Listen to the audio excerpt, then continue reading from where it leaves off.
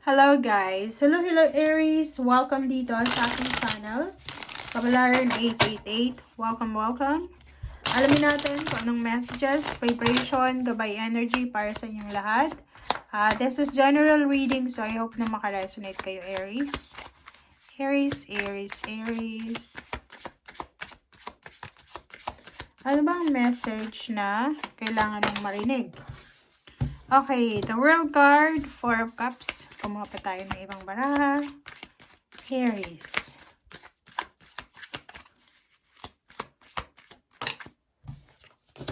Okay.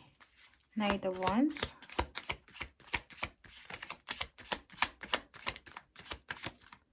There's an Aries. Okay, may Aries dito na naghihintay ka. Maybe you're waiting for an exciting news from international. Pwedeng may nagbalita sa'yo na loved ones, friends, or kung sino man siya. Binalitaan ka na siya ay papuntang ibang bansa. Or maybe may nagbalita sa'yo na pwede kang bigyan ng trabaho. Parang ganun. So, you are waiting for an exciting news from other country or from international. Maybe you're waiting for a visa, for a passport, for contract signing. Nag-aantay ka ng pera, international. Maybe love life, yun. Meron ditong Aries na possible na yung karelasyon mo, boyfriend, girlfriend, asawa, posibleng plano niyang pumuntang ibang bansa and you're excited kasi baka akala mo magiging maayos na yung takbo ng buhay nyo. Diba? So, yun, you're excited.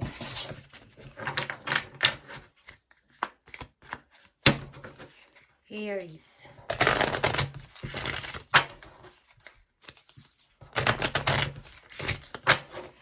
Are you single? Kasi kung single ka, may kausap ka bang ibang lahi? Babae ka man or lalaki? Kasi pwedeng you're excited para sa pagkikita yung dalawa.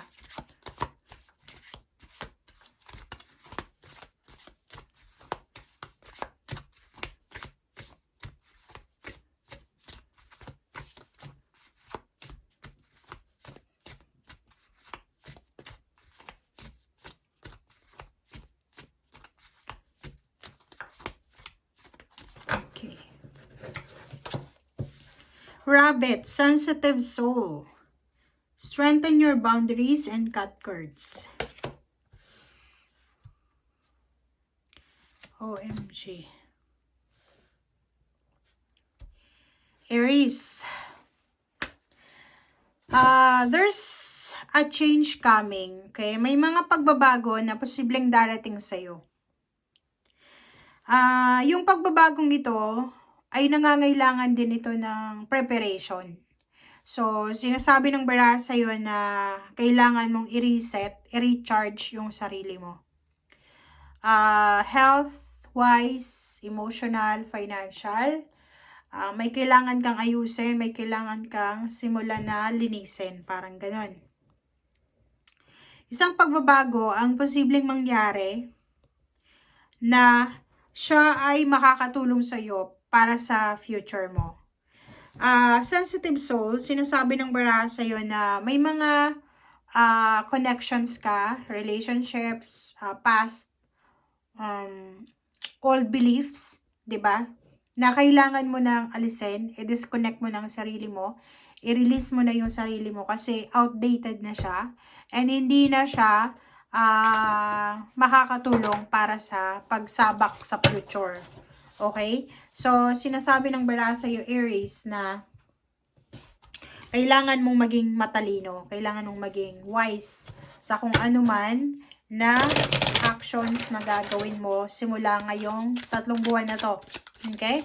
Kasi, siguro marami kang mga pinagdaanan sa past na kailangan mo nang i-let go. Pero hindi mo na i-let go because of several connections or alaala. Okay? Diba? So, 2 of Swords. Kung makikita mo dito yung 2 of Swords na yan, tsaka Four of Cups, yon. Dalawa yung Four of Cups. Nakikita ko na you're waiting for something, you're waiting for, parang ano, paano ko ba sabihin? You're waiting for the perfect timing. You're waiting for someone or you're waiting for the perfect timing para simulan mo yung gusto mo. Okay? Sinasabi ng baraha sa'yo dito na okay, may hinihintay tayo. Maybe we're waiting for the financial, we're waiting for, halimbawa, makatapos yung pag-aaral ng anak natin, ma-promote ka, maging senior citizen ka, mag-retire ka. But yung Seven of Cups dito, sinasabi ng baraha na while we are waiting, habang tayo ay naghihintay sa kung ano man na hinihintay natin, kailangan nating matutunan na hindi tayo dapat nagiging stagnant. Okay?